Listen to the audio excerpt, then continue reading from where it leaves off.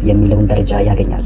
ነገር ግን ፍቅር ጸሎት ሲሆን ከፍተኛውን የክብር ቦታ ያገኘና እስከ ገነት ጥግ ይደርሳል። ነገር ግን በእነዚህ ሁለቱ መካከል በርካታ የሆኑ በቀላሉ ሊታዩ የማይችሉ እርከኖች አሉ። ፍቅር ሴሰኝነት በሚሆን ጊዜ 100ኛውን ክፍል ሲይዝ ቀሪው 99 ከመቶ የሚይዙትን ምቀኛ፣ ስጋዊ ፍላጎት፣ የኩራት ስሜት፣ እንደ የግል ንብረት መቁጠር፣ ብስጭት የመሳሰሉት ሌሎች ነገሮች ይሆናሉ። ይህ በይበልጥ አካላዊና ስሜታዊ እንጂ ከዚህ ባለፈ የሚሰማ ነገር የለውም። እንደውም ቆዳን ዘልቆ የማይገባና የታይታ ብቻ ነው። ከፍ እያላችሁ ስትሄዱ ግን ነገሮች ጥልቀት እያገኙና አዲስ ገጽታን እያገኙ ይመጣሉ።